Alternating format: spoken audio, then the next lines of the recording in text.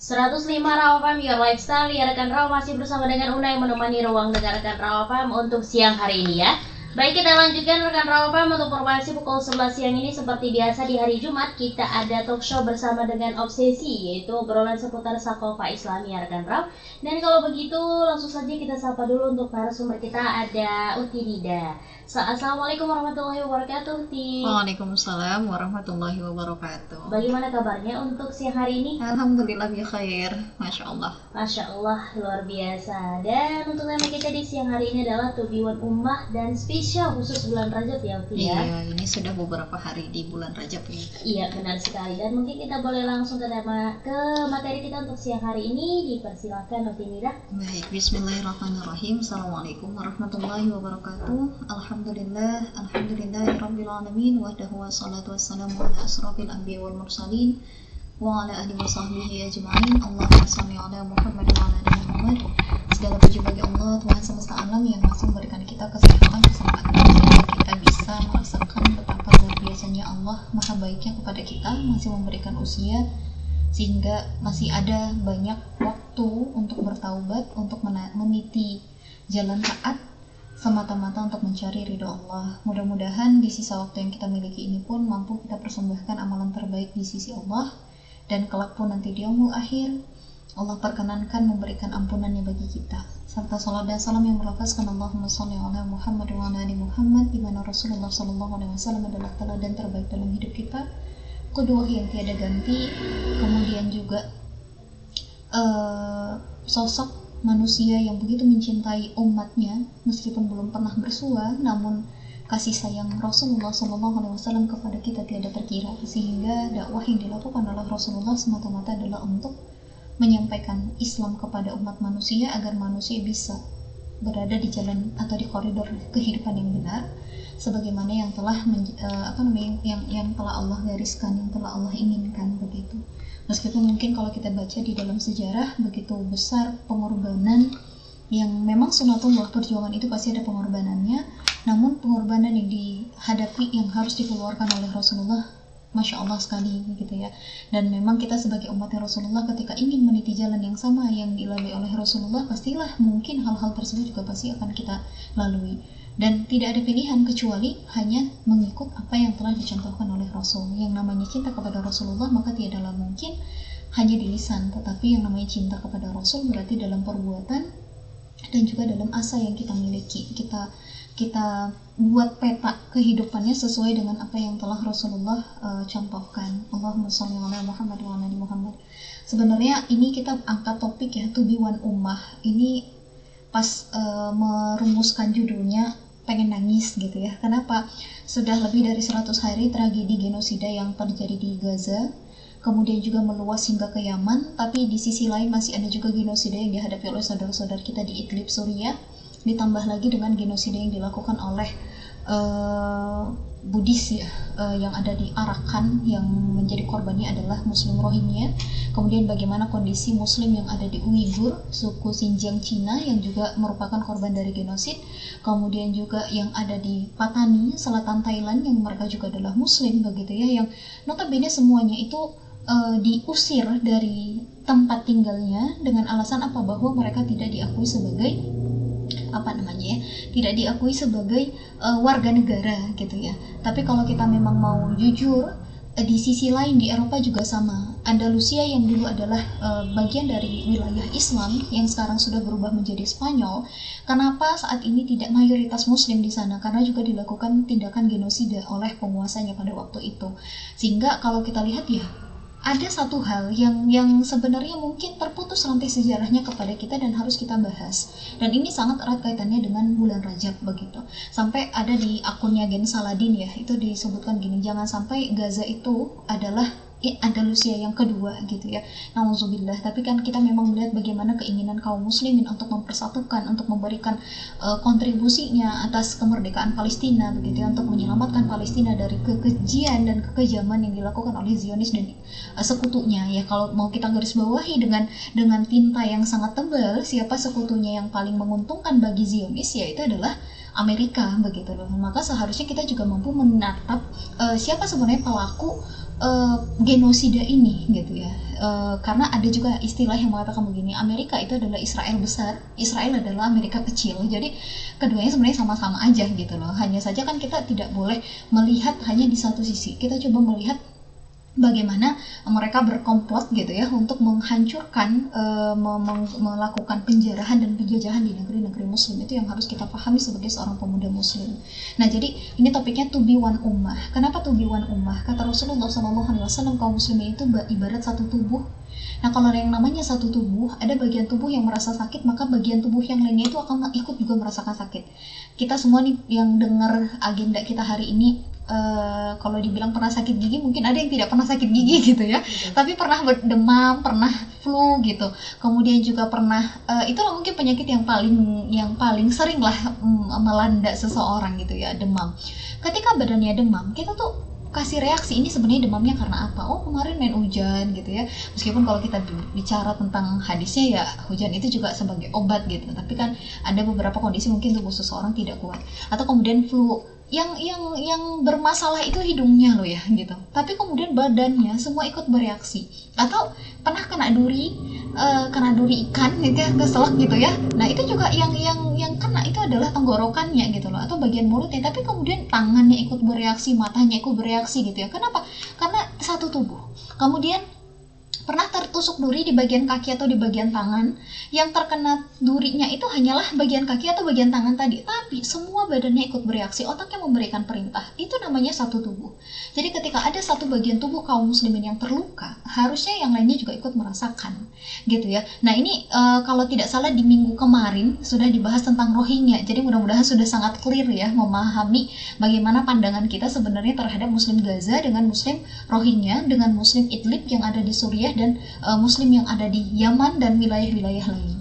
Nah, maka to be one ummah ini sepertinya menjadi satu-satunya tagline yang harus kita gaungkan. Kenapa? Seolah memang tidak akan bisa kita menuntaskan persoalan Palestina dan negeri-negeri yang lainnya kecuali kita menjadi apa? Satu ummah.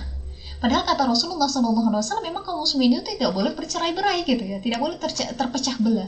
Dan mereka adalah satu tubuh, satu umat gitu loh. Maka kalau kita bicara juga bagaimana ikatan yang dimiliki oleh kaum muslimin, kalau kita baca di bukunya Syekh Taqiyuddin An-Nabhani di kitab Nizamul Islam bab Qiyadatul Fikriyah, di situ dijelaskan bagaimana ikatan yang mengikat antara sesama manusia. Ada ikatan kesukuan, ada ikatan nasionalisme, kemudian ada ikatan kepentingan, ada ikatan macam-macam lah ya. Jadi kalau ikatan kepentingan, saya berinteraksi dengan seseorang ya karena saya merasa ada keuntungannya, atau kemudian saya merasa bersaudara dengan seseorang ya karena kami satu suku, satu keluarga gitu. Tapi ternyata semua ikatan itu dilebur oleh Islam menjadi ikatan akidah. Jadi dimanapun dia berada, selagi dia akidahnya muslim, dia adalah saudara saya. Itu yang terbentuk di dalam ikatan Islam. Maka tiada ikatan yang lebih tinggi, lebih mulia, lebih berwibawa dibanding ikatan akidah ini gitu. Jadi kalau kita melihat kondisi umat sekarang, coba kita kembalikan lagi, ada nggak yang hilang? Ternyata salah satunya adalah ikatan yang dipahami oleh kaum muslimin itu tidak lagi kembali kepada ikatan yang berdasarkan apa yang telah dicontohkan oleh Rasulullah. Padahal kalau kita lihat di masa lalu, bagaimana orang Arab sangat tinggi kesukuannya, bagaimana suku Quraisy, kemudian juga dengan banyak kabilahnya gitu ya, saking merasa lebih hebat gitu, atau kemudian suku Aus dan suku Khazraj yang sudah bermusuhan sampai 150 tahun lamanya kemudian bisa dipersatukan oleh Islam di bawah naungan Islam gitu ya, dengan akidah sebagai ikatannya. Nah, ini yang seharusnya kembali kepada kaum muslimin gitu loh. Tapi bagaimana hal ini harus terjadi gitu ya? Bagaimana mengembalikan ikatan yang sangat luar biasa dahsyat ini? Jadi kalau kita pernah baca sejarah, ternyata bagaimana dulu ketika Indonesia itu juga pernah diboikot ya oleh Belanda, tidak boleh mengirimkan jamaah haji ke wilayah Arab. Pada waktu itu kan masih di bawah naungan Islam gitu ya, di bawah Daulah Utsmaniyah begitu. Nah, maka pada waktu itu Khalifah itu pernah memberikan ultimatum kepada Ratu Inggris. Jadi yang diultimatum itu Ratu Inggris. Kenapa bisa begitu? Karena Belanda itu kan di bawah Uni Eropa gitu ya. Jadi yang diultimatum itu Ratu Inggris. Ternyata Ratu Inggrisnya pada waktu itu punya penyakit. Ya, jadi yang disampaikan itu apa? Kalau tidak segera menekan Belanda untuk menghentikan boikotnya terhadap Muslim yang ada di Indonesia, utamanya Muslim Aceh yang ingin pergi berhaji ke Mekah begitu ya, maka akan kami sebarkan informasi itu. Akhirnya apa yang terjadi? Inggris sendirilah yang menekan Belanda, sehingga pada waktu itu terselesaikan, tidak ada lagi pemboikotan untuk pergi ke wilayah Baitul Haram begitu ya. Maka kalau kita lihat di sini kan ada sebenarnya yang akan menaungi mereka ketika kaum muslimin ini menjadi satu tubuh atau one ummah gitu loh. Karena rasanya memang tidak ada solusi lain kecuali kita memang menjadi satu tubuh tadi, satu umat gitu loh, to be one ummah gitu ya. Jadi inilah yang harus kita gaungkan. Nah, coba kita flashback sedikit ya.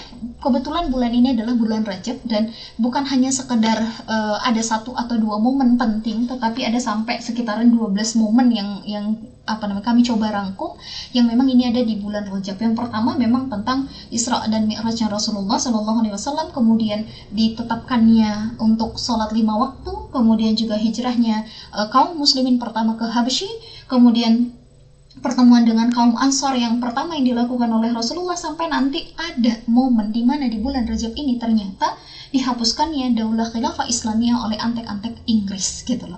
Dan ini rasanya ditutupi betul sehingga pemuda-pemuda muslim tidak tahu gitu ya. Nah, ini coba kita bahas ya, mulai dari bagaimana kemuliaan bulan Rajab sehingga nanti pada akhirnya kita memang harus menyimpulkan ya, to be one ummah is the right solution gitu ya. Itu adalah solusi yang paling tepat gitu. Nah, maka kalau kita lihat ya, Allah Subhanahu wa Ta'ala telah menetapkan 4 bulan utama sebagai bulan haram. Dan kenapa disebut bulan haram? Karena dia bulan yang dimuliakan. Dan di dalam bulan-bulan tersebut Allah Subhanahu wa Ta'ala telah menetapkan kemuliaan dan kehormatan yang wajib dijaga, sebagaimana dalam firman Allah di Quran surah At-Taubah ayat 36 yang artinya, sesungguhnya bilangan bulan menurut Allah ada 12 bulan dalam catatan Allah, dan saat dia menciptakan langit dan bumi, di antaranya terdapat 4 bulan haram atau bulan suci, itulah agama yang lurus. Karena itu janganlah kalian menzalimi diri kalian sendiri pada bulan-bulan itu. Dan Nabi Muhammad SAW menjelaskan bulan-bulan haram itu bulan yang mana saja. Nah, ini bisa kita temukan nanti di hadis riwayat Muslim. Sungguh waktu itu telah diputar sebagaimana keadaannya saat Allah Subhanahu wa Ta'ala menciptakan langit dan bumi, dan 1 tahun itu ada 12 bulan. Dan di antaranya ada 4 bulan haram, 3 berurutan yaitu Zulqa'dah, Zulhijjah dan Muharram. Lalu Rajab adalah bulan Mudhar yang terdapat di antara Jumadil akhir dan Sya'ban begitu. Jadi ada 3 yang berurutan, mulai dari Zulqa'dah, Zulhijjah, lalu Muharram, lalu yang terakhir adalah bulan Rajab. Jadi dimuliakan. Ada kekhususan yang disampaikan oleh Rasulullah tentang bulan Rajab ini. Nah, maka dalam Quran surah At-Taubah ayat 36 tadi yang dibacakan artinya, Allah Subhanahu wa Ta'ala melarang kita untuk menzalimi diri sendiri pada bulan-bulan tersebut, termasuk pada bulan Rajab ini. Apalagi menzalimi pihak lain. Menzalimi diri sendiri tidak boleh, apalagi menzalimi pihak lain. Dan berdasarkan apa yang disampaikan oleh Imam Al-Baihaqi yang menyatakan bahwa Allah Subhanahu wa Ta'ala telah menjadikan dosa yang dilakukan pada bulan-bulan haram tersebut, termasuk pada bulan Rajab, lebih besar. Begitu juga dengan amal soleh dan pahalanya yang dilakukan pada bulan-bulan haram tersebut juga sangat besar. Ini ada tafsiran yang dilakukan oleh Imam Al-Baihaqi begitu. Bahkan Imam Syafi'i mengatakan telah melipat gandakan diat atau uang tebusan atas pembunuhan karena keliru yang dilakukan pada bulan-bulan haram. Jadi kalau diat itu 100 unta merah yang normalnya gitu, tapi kalau berdasarkan hasil ijtihad dari Imam Syafi'i, ternyata ketika itu dilakukan di bulan haram maka harus dilipat gandakan gitu ya. Kenapa? Karena saking mulianya. Nah, karena bersandar pada riwayat dari Ibnu Umar radhiyallahu an dan dari Ibnu Abbas radhiyallahu an, dan inilah di antara kemuliaan bulan Rajab yang termasuk bulan haram yang termasuk di dalamnya ada bulan Rajab. Dan maka kita coba lihat ya beberapa poin penting tadi yang disampaikan, bahwa ada banyak momen yang seharusnya kita baca kembali apa yang terjadi di bulan Rajab.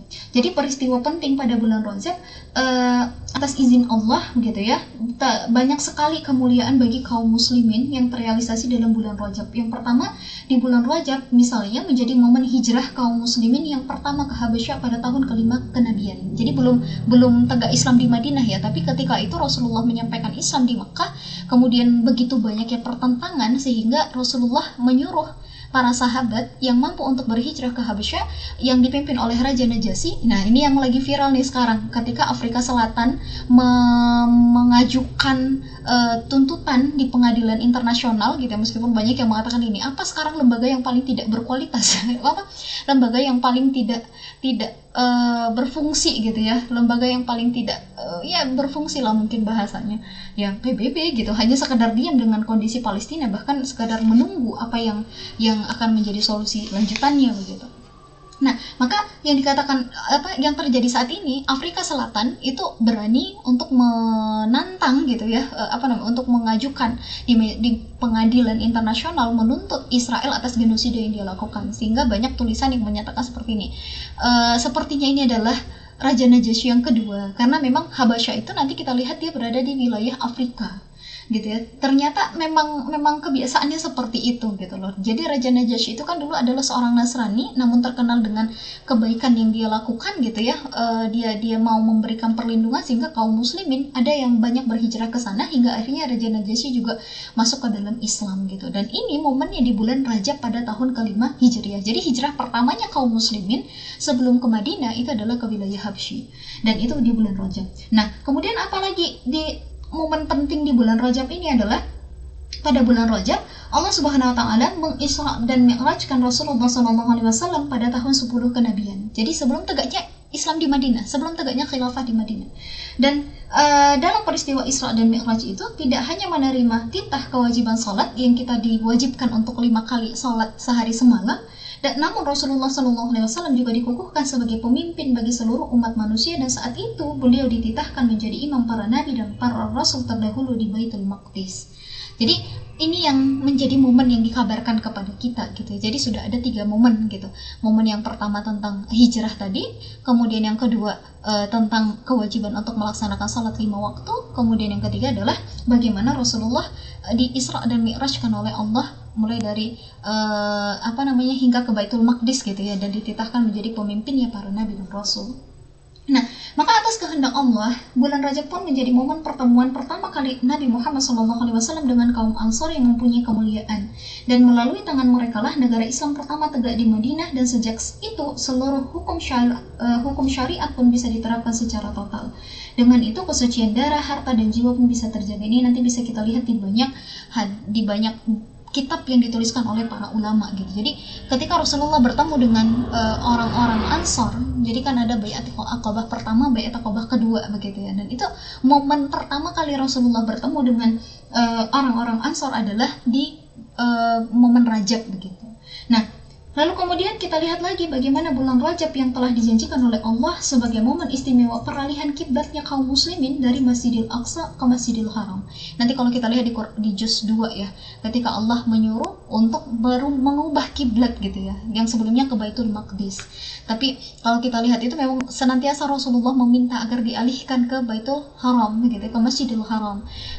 Namun kemudian tidak Allah perkenankan, hingga memang pada bulan Rajab pada waktu itu akhirnya Allah menurunkan ayat yang di awal juz 2 gitu ya, saqulu sufaha minan nas gitu ya. Nah, itu kemudian beralih kiblatnya kaum muslim ke Masjidil Haram. Nah, kemudian apalagi pada bulan Rajab pula, yakni pada tahun kedua Hijriah, berarti setelah tegaknya Islam di Madinah 2 tahun, Rasulullah SAW mengirimkan detasmen Abdullah bin Jahsy, lalu kemudian pengiriman detasmen ini menjadi pendahuluan atas peristiwa nanti dari Perang Badar Kubro. Dan demikian pula Perang Tabuk yang menggentarkan adidaya Romawi. Kenapa dikatakan adidaya Romawi? Karena memang pada waktu itu memimpin dunia kan Imperium Romawi gitu ya. Namun pada Perang Tabuk ternyata kaum muslimin mampu untuk mengalahkan Romawi gitu ya. Dan ini terjadi pada tahun ke-9 Hijriah, dan itu bertepatan dengan bulan Rajab. Jadi bulan Rajab itu bukan hanya sekedar diisi dengan ya sudah kita cukupkan diri kita di rumah gitu ya, tidak, tetapi banyak momen yang dilakukan oleh kaum muslimin, termasuk kayak tadi melakukan manuver militer, lalu kemudian sampai untuk menaklukkan wilayah-wilayah, termasuk menaklukkan imperium besar. Dan pada bulan Rajab juga telah menjadi momen penting bagi perwujudan kemuliaan pada generasi setelahnya, yakni kota Damaskus atau kota Syam dibebaskan oleh kaum muslimin di bawah Panglima Abu Ubaidah bin Al-Jarrah radhiyallahu an dan Khalid bin Walid pada bulan Rajab tahun 14 Hijri atau sekitaran 635 Masehi. Dan kemudian ada lagi di perang Yarmuk yang dipimpin oleh Khalid bin Walid radhiyallahu anhu yang menghadapi Romawi juga terjadi pada bulan Rajab, yaitu pada tahun 15 Hijriah atau sekitaran 636 Masehi. Jadi Khalid bin Walid radhiyallahu anhu membebaskan Irak juga pada bulan Rajab. Jadi banyak sekali momennya di bulan Rajab. Jadi kalau kita lihat, inilah yang dilakukan oleh kaum muslimin. Justru ketika Allah dan Rasulnya mengatakan bulan Rajab ini ada kemuliaan, maka kemuliaan itu betul-betul mereka ambil, sehingga mereka terfikirnya apa? Oh, di bulan ini pahalanya dilipat gandakan, atau di bulan ini memang Allah muliakan orang-orang yang berbuat kebaikan, maka mereka pun bersemangat gitu ya. Dan terakhir Baitul Maqdis pun berhasil direbut kembali oleh kaum muslimin pada bulan Rajab. Jadi ini yang sekarang terjadi. Kita masuk bulan Rajab, apa kondisi dari Gaza? Sudah sangat luar biasa gitu ya, luluh lantaknya. Namun di masa Islam dulunya, di bawah kekuasaan Islam yang terbentang luas 2/3 belahan dunia, tepatnya pada tanggal 28 Rajab 583 Hijriah atau sekitaran tanggal 2 Oktober 1187 Masehi, di bawah kepemimpinan Salahuddin Al-Ayyubi. Ini sangat mentereng sekali ceritanya gitu ya, bagaimana Salahuddin Al-Ayyubi merebut kembali Baitul Maqdis setelah mereka mengalahkan pasukan salib dalam perang Hittin. Dan saat itu pun azan kembali dikumandangkan dan salat Jumat pun kembali dilaksanakan di Masjidil Aqsa setelah 88 tahun diduduki oleh tentara salib. Jadi ini menjadi fakta yang sangat nyata bagi kita, harusnya kaum muslimin. Baitul Maqdis berdasarkan sejarahnya itu tidak pernah membebaskan dirinya sendiri. Dia selalu dibebaskan oleh orang yang ada di luarnya gitu loh.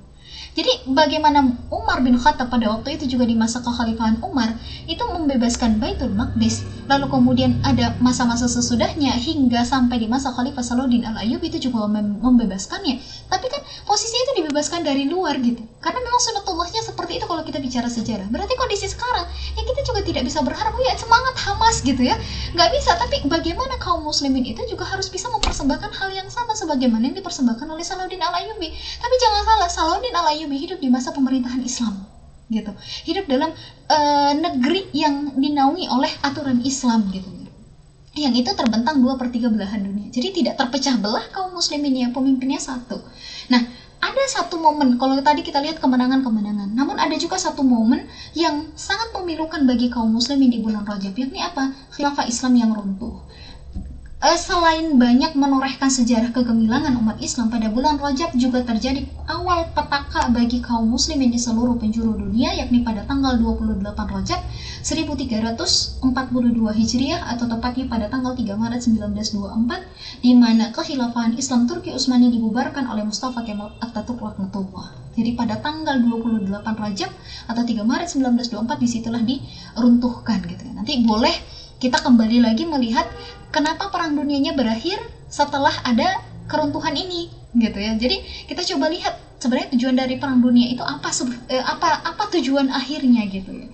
Nah, maka pasca keruntuhan negeri kaum muslimin tadi, kehidupan masyarakat Turki yang tadinya mereka menjadi pusat dari negeri Islam berubah karena Turki menjadi negara sekuler Islam ya, menjadi negara sekuler dan Islam yang berfungsi sebagai agama dan sistem hidup serta bermasyarakat dan bernegara mulai digantikan. Umat Islam yang sebelumnya bersatu dalam sistem pemerintahan pada akhirnya tercerai-berai menjadi negeri-negeri kecil yang tidak berdaya. Maka kalau kita lihat setelah Perang Dunia I, Perang Dunia Kedua, barulah negeri-negeri muslim melakukan kemerdekaannya. Jadi sebelum merdeka apa dong? Kan itu nggak pernah dikuak ya sejarahnya sampai ke belakang itu. Jangan-jangan memang di situ ada tagline yang memang yang dipegang oleh kaum muslimin apa? We are one ummah gitu. Kita tuh satu umat gitu loh. Dan setelah Perang Dunia I mulailah memerdekakan diri, Perang Dunia Kedua mulai memerdekakan diri. Dan 3 Maret 1924 itu terjadi di Perang Dunia Kedua. Nah, alhasil apa yang kita lihat? Kenapa bisa dikatakan menjadi awal malapetaka? Sudah lebih dari 101 tahun umat Islam tidak hidup di bawah naungan sebagaimana yang pernah diwariskan oleh Rasulullah. Jadi kata Rasulullah, setelah masaku itu akan ada masa kekhalifahan gitu ya. Yang fungsinya mereka itu adalah menerapkan syariat Islam juga gitu. Dan itu terbentang dari Maroko hingga Merauke gitu ya, di bawah satu kepemimpinan. Dan kekuasaan mereka kemudian dirampok artinya yang memimpin mereka sesuka hati gitu ya, kemudian juga kekayaan mereka dijarah oleh kaum kafir penjajah. Dan inilah kita lihat, bahkan memang isu Palestina juga santer juga ya, ternyata di sana banyak kekayaan alam yang ingin direbut gitu ya. Ya sekali dayung 20 terlampau itu bisa jadi terjadi, tapi yang harus kita lihat apa, kenapa bisa kekuasaan di negeri-negeri muslim disetir, lalu kemudian kekayaan yang mereka miliki dirampas gitu ya. Nah ini berarti kan ada sesuatu hal yang tidak tepat gitu loh. Jangan-jangan memang kalimat tadi one ummah itu yang betul-betul hilang dari kita, sehingga semua itu bisa terjadi. Coba kita flashback lagi bagaimana kita meraih kemuliaan di bulan haram. Jadi kaum muslimin dulu ya telah begitu rupa memuliakan dan menjaga kehormatan dari bulan haram, termasuk bulan Rajab. Pada bulan ini ya kaum muslimin di masa lalu itu senantiasa mempersembahkan amal-amal mereka yang mulia dan spektakuler serta prestasi monumental yang dicatat dalam tinta emas sejarah untuk kemuliaan Islam dan kaum muslimin. Karena itu seyogianya kita juga sebagai muslim saat ini pun harus memuliakan bulan-bulan haram yang termasuk di dalamnya kita saat ini berada di bulan Rajab. Bahkan kan kalau di hadis ya yang memuat doa terkait bulan Rajab, Sya'ban dan Ramadan, Allahumma barik lana fi Rajab wa Sya'ban wa balighna fi Ramadan. Kita berharap Allah masukkan kita ke dalam bulan Rajab, lalu sampai ke bulan Sya'ban, lalu nanti bertemu di bulan Ramadan. Kita berharap sedemikian. Nah, saking besarnya keinginan kaum muslimin nanti ketika di bulan Ramadan mampu mempersembahkan amalan yang jauh lebih baik dibanding yang sekarang. Bahkan ada beberapa guru kita mengatakannya gini, di bulan Rajab ini adalah fase kita, waktu bagi kita untuk melatih. Nanti di bulan Sya'ban lebih dilatih lagi. Di bulan Ramadan itu adalah masa ujiannya gitu ya, masa bertempurnya, sehingga betul-betul lah berikan yang terbaik, karena Allah janjikan banyak pahala dan pertolongan ketika di bulan itu. Nah kita berharap juga nanti di Ramadan tahun ini sudah ada kebangkitan, sudah ada persatuan, sudah menjadi keinginan bagi kaum muslimin untuk menyatakan bahwa it's time to be one ummah gitu ya, to be one ummah. Itu yang diinginkan oleh kaum muslimin. Inilah saatnya kita harus menjadi satu tubuh begitu ya. Nah, maka coba kita lihat lagi apa yang harus kita lakukan di bulan ini ya, termasuk juga karena tadi di dalam sejarah para sahabat, kemudian juga tabi'in, dan generasi sesudahnya itu banyak melakukan amalan-amalan terbaik. Dan mungkin bisa kita lakukan dengan dua pendekatan ya. Yang pertama, dengan berhenti dari apa saja yang menyalahi hukum Allah yang bisa mendatangkan murkanya. Misalnya menghentikan muamalah-muamalah yang haram seperti adanya riba, menjauhi hasad dan dengki, meninggalkan caci maki, menjauhi segala tindakan yang melanggar hak orang lain, termasuk dalam hal ini meninggalkan segala bentuk kezaliman dan tidak mendukung orang-orang yang zalim. Sebagaimana dalam firman Allah di Quran Surah Hud ayat 113 yang artinya, janganlah kalian cenderung kepada orang-orang yang zalim yang menyebabkan kalian disentuh api neraka. Jadi cenderung kepada orang-orang yang zalim berarti kita mendukung kezalimannya gitu ya. Yang seharusnya ada hak orang yang dia berikan ternyata tidak dia berikan, atau kemudian ada hukum Allah yang tidak dia tegakkan, kemudian kita juga merasa ya udah fine saja gitu, berarti kita punya kecenderungan kepada pihak yang melakukan kezaliman tadi. Nah, kata Allah di dalam Quran Surah Hud ayat 113, jangan cenderung kepada orang-orang yang zalim yang menyebabkan kalian bisa disentuh oleh api neraka. Nauzubillah. Nah, apalagi jika pelaku kezaliman adalah penguasa gitu ya, terutama yang suka berbohong. Dan Rasulullah SAW bersabda, sungguh akan ada sesudahku para pemimpin, siapa saja yang membenarkan kebohongan mereka dan membantu kezaliman mereka, ia bukanlah golonganku dan aku pun bukan golongannya, ia tidak akan masuk menemaniku di dalam telaga syurga. Ini kata Rasulullah dalam hadis riwayat An-Nasa'i dan yang lainnya. Nah, ini yang pertama, berarti apa yang harus kita lakukan? Mempersembahkan amalan yang lebih baik daripada amalan yang pernah kita lakukan sebelum-sebelumnya, memastikan bahwa keharaman yang bisa kita tinggalkan haruslah tetap kita tinggalkan ya. Bukan berarti juga nanti ini nggak bisa saya tinggalin nih yang haram ya, nggak ada alasan gitu ya, karena tugas kita di dunia ini kan memang untuk beribadah kepada Allah gitu ya, memastikan bahwa amalan kita meninggalkan yang haram, termasuk ya perkara dosa besar. Salah satu dosa besar yang mungkin sudah dianggap biasa oleh kaum muslimin apa? Dosa riba gitu ya. Nah, itu harus betul-betul ditinggalkan. Nah, kemudian yang kedua apa? Jangan melaksanakan amal-amal solih, kemudian giat melaksanakan kewajiban-kewajiban dari Allah dan memperbanyak amalan-amalan sunnah. Karena itu pada bulan Rajab misalnya ya, kita harus makin disiplin dalam menunaikan salat 5 waktu atau memperbanyak salat sunnah, puasa sunnah gitu ya, dan sedekah, menasihati orang lain, membantu orang lain, melakukan amar ma'ruf nahi mungkar dan amal-amal saleh lainnya. Jadi ada yang bilang gini kan, tidak ada dalilnya untuk puasanya diutamakan dan segala macam. Kita mengambil kemuliaannya, kita mengambil keutamaan bulan Rajab ini sebagaimana dalil keumumannya. Jadi Allah dan Rasulnya memuliakan, memberikan reward yang lebih untuk 4 bulan haram. Jadi apapun yang dilakukan di dalamnya berarti terdapat pemuliaan yang dilebihkan juga. Nah, kemudian salah satu ya yang masuk juga amal solih adalah menunaikan fardu kifayah, yakni salah satunya apa? Dalil-dalil Allah di dalam Al-Quran, ayat-ayat Allah di dalam Al-Quran itu banyak, termasuk hukum potong tangan, termasuk hukum rajam, termasuk hukum jilid, termasuk juga hukum haramnya riba dan yang lainnya. Itu wajib, dan Allah katakan apa? Diwajibkan gitu ya. Termasuk dalil tentang Quran, tentang kisas misalnya, ketika ada pembunuhan maka hukumannya balik bunuh. Ini sering nih kita bahas di obsesi ya. Ya ayyuhalladzina amanu kutiba alaikumul qisas, hai orang-orang yang beriman diwajibkan atas kalian untuk melakukan qisas. Itu adalah hukuman jika terjadi pembunuhan gitu. Nah, itu terdapat di dalam Quran surah Al-Baqarah yang 178. 5 ayat sesudahnya Allah katakan apa? Ya ayyuhalladzina amanu kutiba alaikumusiyam, hai orang-orang yang beriman diwajibkan atas kalian untuk melakukan puasa. Kenapa untuk perkara puasa kita mau lakukan, tapi ketika Allah serukan untuk melakukan qisas kita tinggalkan dengan banyak alasan gitu ya. Mungkin banyak juga yang mengatakan udah gak sesuai dan yang lainnya. Tapi kedua ayat ini sama-sama berada dalam Quran surah Al-Baqarah, dalam Al-Quran disampaikan oleh Rasul yang sama dari zat yang sama, yakni Allah pencipta kita. Tapi kenapa ayatnya satu diambil dan yang satunya lagi dicampakkan gitu. Nah, harusnya kan ini menjadi perhatian kita dong bagi seorang muslim. Katanya mau taat gitu ya, mau melakukan amal soleh. Nah, maka ketika kita nanti coba cek di dalam kitab-kitab fikih untuk melakukan amalan-amalan tadi yang qisas dan yang lainnya, jatuhnya adalah hukumnya fardu kifayah. Berarti tidak akan tuntas kecuali memang dilaksanakan oleh kaum muslimin.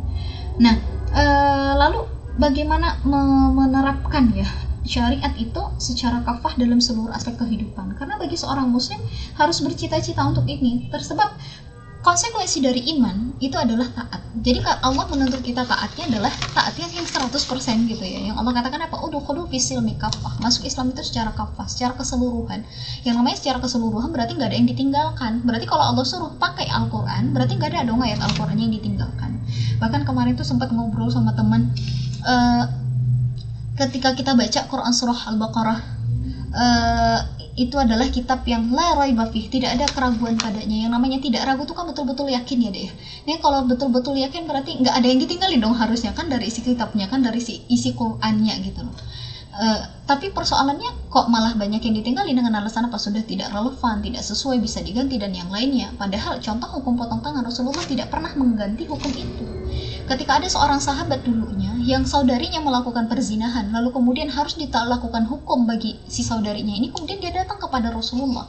Dia sampaikan kepada Rasulullah, ya Rasul, boleh nggak saudari saya itu jangan direjam?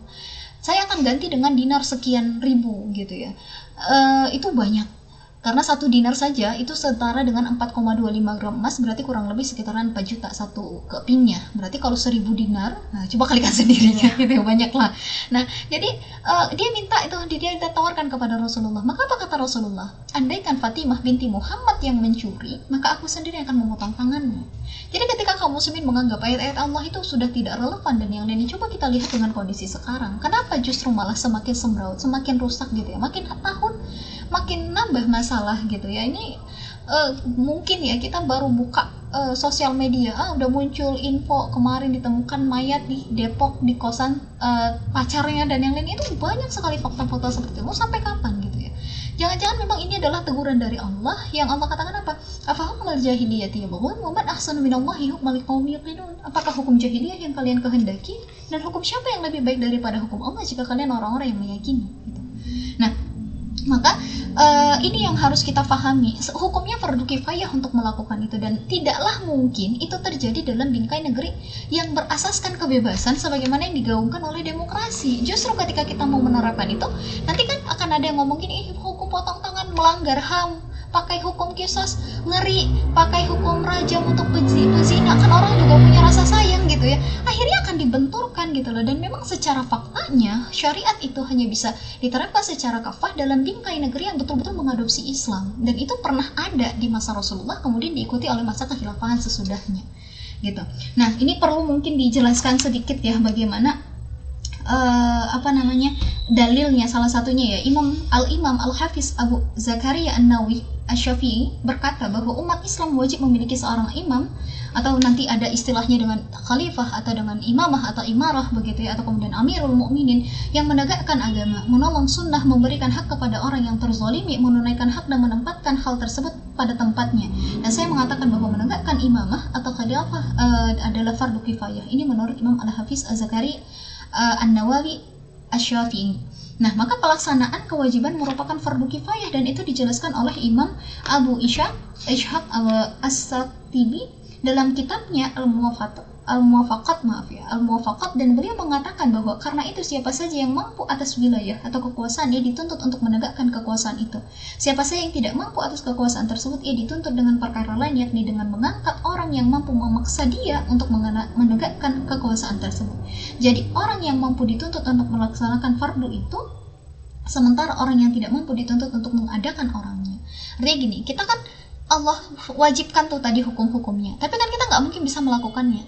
Kalau di dalam Islam dulu ada khalifahnya, maka kewajiban kita menghadirkan khalifah tadi gitu loh.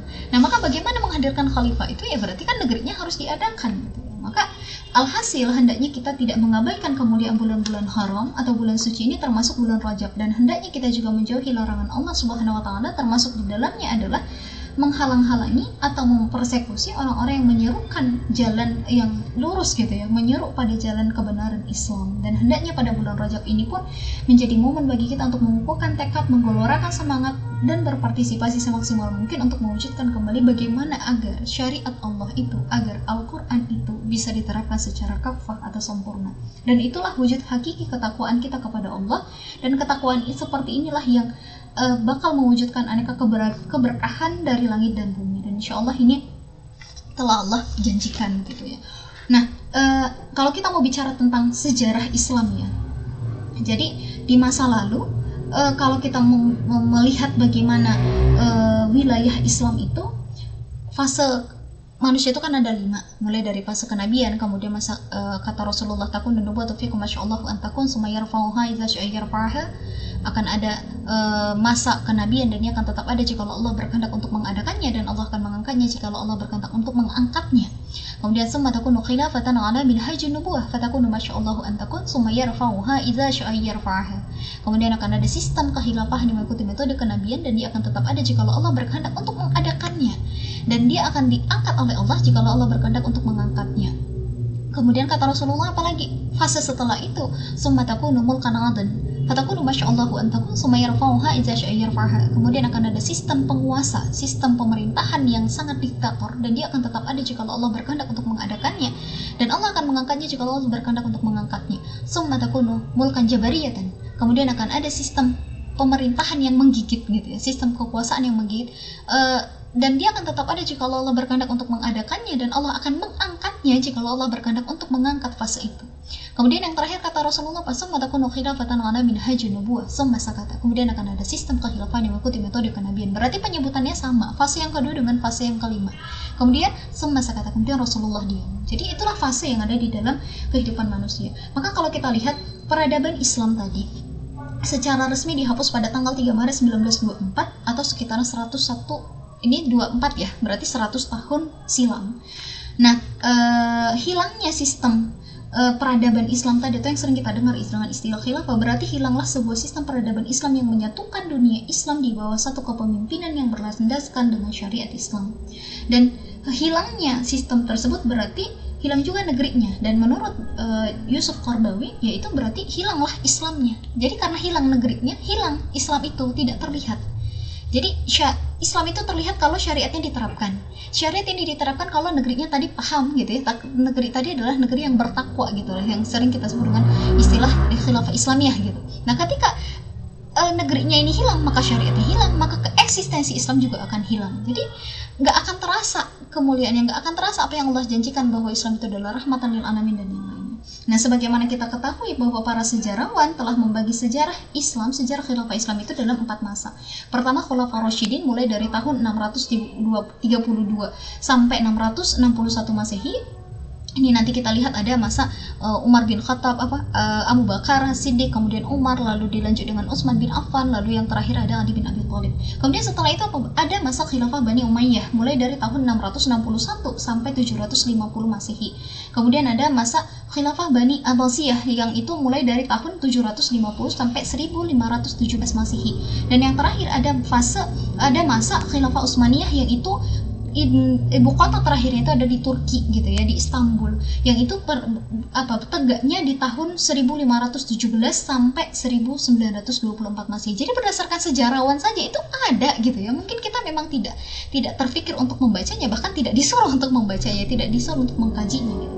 Maka alhasil kalau kita lihat peradaban Islam, negeri Islam tadi telah tegak berlangsung kurang lebih 13 abad lamanya, yakni sebuah usia yang sangat panjang untuk ukuran sebuah negeri yang sangat besar yang meliputi kekuasaannya hampir 2/3 belahan dunia yang mencakup seluruh dari wilayah Timur Tengah, sebagian dari wilayah Afrika, Asia Tenggara, dan sebelah timur sampai ke negeri Cina. Makanya kalau ada yang nanya, kok bisa ada Muslim Uighur? Nanti kita lihat tuh bangsa Mongol dan yang lainnya itu kan memang menjadi bagian dari kekuasaan Islam dulunya gitu ya.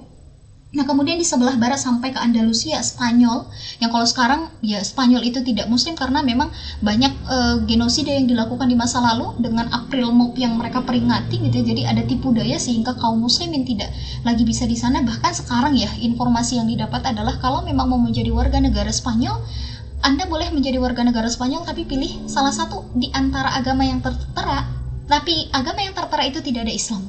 Berarti maksudnya apa? Berarti boleh menjadi warga negaranya asal jangan muslim gitu loh. Nah, itu yang terjadi di sana. Padahal dulu adalah salah satu induk dari peradaban Islam. Lalu kemudian sampai ke selatan Prancis serta Eropa Timur yang meliputi Hungaria sampai nanti ke Yunani gitu ya, Rumania, Serbia, Bulgaria dan seluruh kepulauan di Laut Tengah. Dan di balik keruntuhan itu ternyata sepakat para ahli sejarah bahwa pada zaman Khalifah Sulaiman Al-Qanuni, yakni sekitaran tahun 1520 sampai 1566 Masehi, merupakan zaman kejayaan dan kebesaran dari Khilafah Utsmaniyah.